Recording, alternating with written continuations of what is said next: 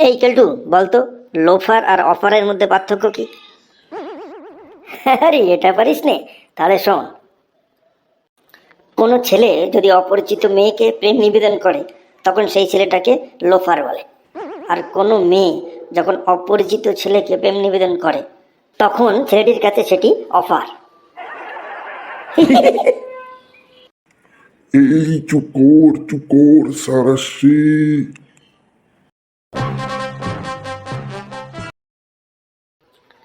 Good morning sir. Morning morning. তোমরা সবাই ভালো আছো তো?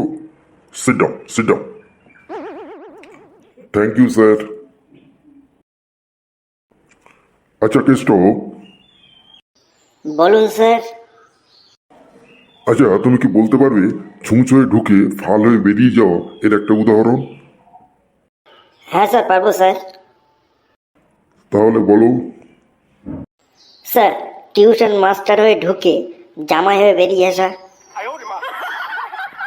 ওরে বদমাইশ, আজকে আবার বদমাইশি করতে শুরু করেছিস? দাঁড়িয়ে থাক, তুই দাঁড়িয়ে থাক।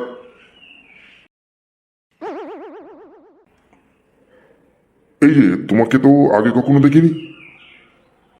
স্যার আমি নতুন ভর্তি হয়েছি স্যার। আচ্ছা তোমার নাম কি? Sir diamond red government. মানে? স্যার ডায়মন্ড মানে হীরা, রেড মানে লাল, গভর্নমেন্ট মানে সরকার, অর্থাৎ আমার নাম হলো হীরালাল সরকার। আরে না, দারুণ বলেছো তো। আচ্ছা তোমার বাবার নাম কি? Sir butter red government. মানে? স্যার বাটার মানে মাখন, রেড মানে লাল, আর গভর্নমেন্ট মানে সরকার, অর্থাৎ আমার বাবার নাম হলো মাখনলাল সরকার। তা তোমার বাড়ি কোথায়? স্যার এলিফ্যান্ট গার্ডেনে। মানে? হাতি বাগানে স্যার। তা এখানে কোথায় থাকো? মাদার মাদার হাউসে স্যার। মানে? মাদার মানে মা, আর মাদার মানে মা, অর্থাৎ মাদার মাদার হাউস মানে মামা বাড়িতে স্যার। আরে শয়তান, তুই তো দারুণ ট্যালেন্টেড। দাঁড়িয়ে থাক, দাঁড়িয়ে থাক। আচ্ছা নাটুকে তো দেখছি না, সে এখনো আসেনি। না স্যার, ও এখনো এসে পৌঁছায়নি স্যার। ও তো প্রায় প্রতিদিনই লেট করে, আজকে আসুক, ওর দেখাচ্ছে মজা। May I come in sir? Yes, come in. এই তোর আজকেও দেরি হলো কেন রে? বিড়ালের বাচ্চার জন্য স্যার। মানে তুই কি আমার সঙ্গে ইয়ার্কি করছিস নাকি? না স্যার, একদম ঠিক কথা বলছি স্যার। এই এই ভনিতা না করে কিভাবে লেট হলো তাই বল। স্যার, একটি বিড়ালের বাচ্চা আমাদের বাড়িতে গত 2 মাস ধরে খুবই অসুবিধা করছে।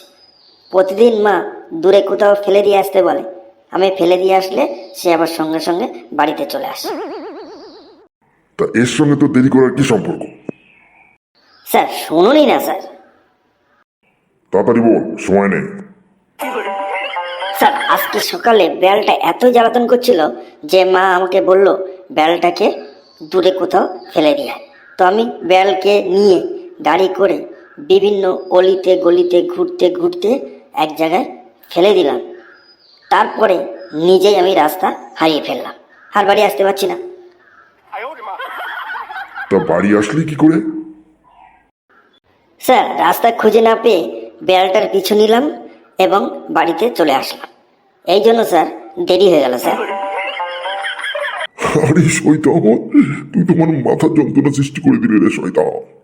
যাও যাও, জায়গায় গিয়ে দাঁড়িয়ে থাক।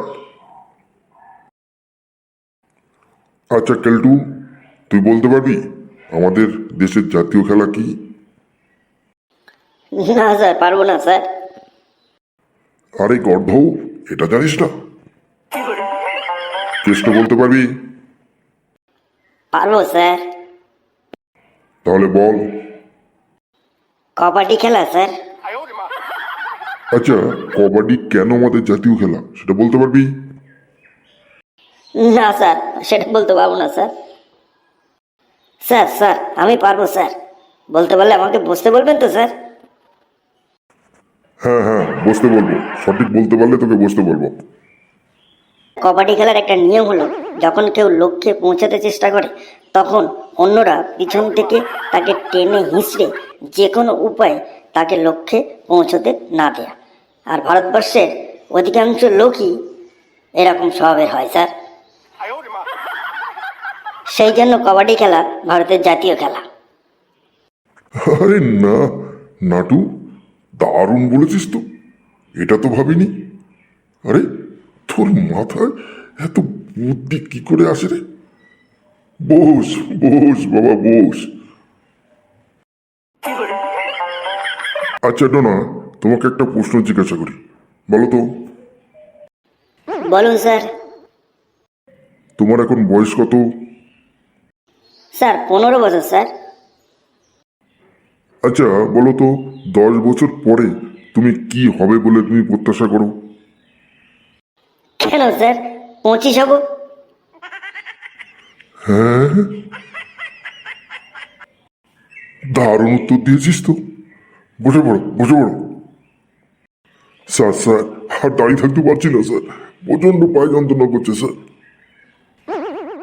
আচ্ছা, তাহলে এই প্রশ্নটার উত্তর যদি বলতে পারিস তাহলে তোকে বসতে বলবো। বলুন স্যার। আচ্ছা বলতো, সে পরীক্ষায় ফেল করেছে, এই কথাটির ভবিষ্যৎকাল কি হবে? কেন স্যার, সে আবার ওই ক্লাসেই পড়বে। ওরে শয়তান, তোর আর বসা হলো না, দাঁড়িয়ে থাক। স্যার স্যার ও তো ঠিকই বলেছে স্যার, ওকে একটু বসতে বলুন স্যার। এই কেষ্ট, ওর হয়ে আর ওকালতি করতে হবে না। আচ্ছা ঠিক আছে ঠিক আছে, তুই বসে পড়। আচ্ছা ডোনা, তুই বলতো, ব্যাবিলন এই দেশটি কি জন্য বিখ্যাত? পারবো না স্যার। স্যার স্যার আমি পারবো স্যার। কে, নাটু? তুই বলতে পারবি? হ্যাঁ স্যার পারবো স্যার। ওই বদমাইশটা না জানি আবার কি বলে। আচ্ছা দেখাই যাক না কি বলে। স্যার ব্যাবিলনে শূন্য উদ্যান আছে, যেটি সপ্তম আশ্চর্যের মধ্যে একটি। Very good, very good. আচ্ছা নাটু, তুমি এই ব্যাবিলনের শূন্য উদ্যান সম্পর্কে 10টা বাক্য বলতে পারবে? হ্যাঁ স্যার পারবো স্যার। তাহলে বলো। স্যার পৃথিবীতে অনেক আশ্চর্যজনক জিনিস আছে, তার মধ্যে সবচেয়ে আশ্চর্যজনক জিনিস হচ্ছে 7টি।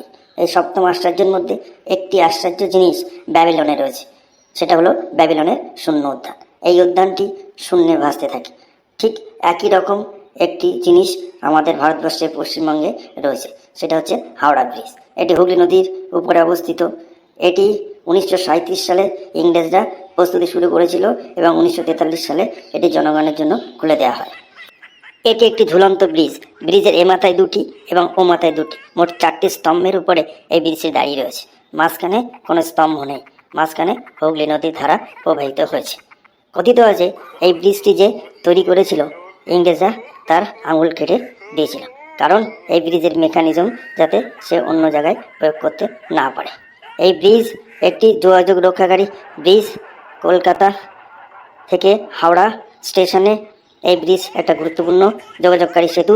প্রতিদিন প্রায় 80 থেকে 90 হাজার গাড়ি চলাচল করে এবং 10 লক্ষ পথচারী এটা দিয়ে চলাচল করে। 1965 সালে এই ব্রিজের নাম বদলে রবীন্দ্র সেতু করা হয়েছে। ব্রিজটি পশ্চিমবঙ্গ তথা ভারতবর্ষের গর্ব। স্যার হয়েছে স্যার ব্যাবিলনের শূন্য উদ্যান সম্পর্কে রচনা। আরে শয়তান, তোকে আমি ব্যাবিলনের শূন্য উদ্যান সম্পর্কে বলতে বললাম আর তুই তার মধ্যে হাওড়া ব্রিজ মিশিয়ে দিয়েছিস। দাঁড়িয়ে থাক, দাঁড়িয়ে থাক। আচ্ছা কেলটু, তুই বলতে পারবি বৃষ্টি কিভাবে হয়? স্যার কোথাও আগুন লেগে গেলে সেখান থেকে যে ধোঁয়ার সৃষ্টি হয়, সেই ধোঁয়াগুলো উপরে উঠে জমে মেঘের সৃষ্টি হয় এবং তার থেকে বৃষ্টি হয়। আরে বদমাইশ, দাঁড়া, তো দেখাচ্ছি মজা, দাঁড়া। স্যার স্যার আমি বলবো স্যার। এই, তুই আবার তার সঙ্গে হাওড়া ব্রিজ মেশাবি না তো? না স্যার, মেটাবো না স্যার। স্যার, বঙ্গোপসাগর থেকে জলকণা নিয়ে মৌসুমী বায়ুগুলো ক্রমে উত্তরে ধাবিত হয় এবং পাহাড়ে বাধাপ্রাপ্ত হয়ে মেঘের সৃষ্টি হয় এবং সেখান থেকে বৃষ্টি হয়। আর বৃষ্টি প্রবল হলে বন্যার সৃষ্টি হয়। আমাদের পশ্চিমবঙ্গে অনেকবার বন্যা হয়েছে, এর মধ্যে হাওড়া জেলায় একবার বন্যা হয়েছিল স্যার।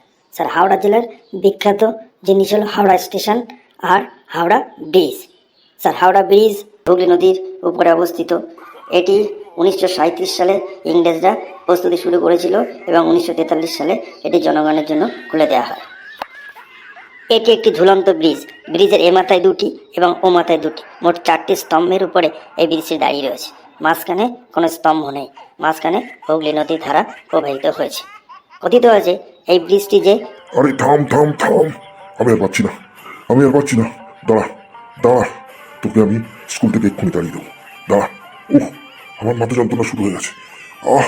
আমি চললাম, আমি চললাম। বন্ধুরা, স্যার আমার হাওড়া ব্রিজ রচনা শুনে মাথার যন্ত্রণার ফলে চলে গেলেন। আপনাদের কেমন লাগলো হাওড়া ব্রিজ অবশ্যই কমেন্ট করুন।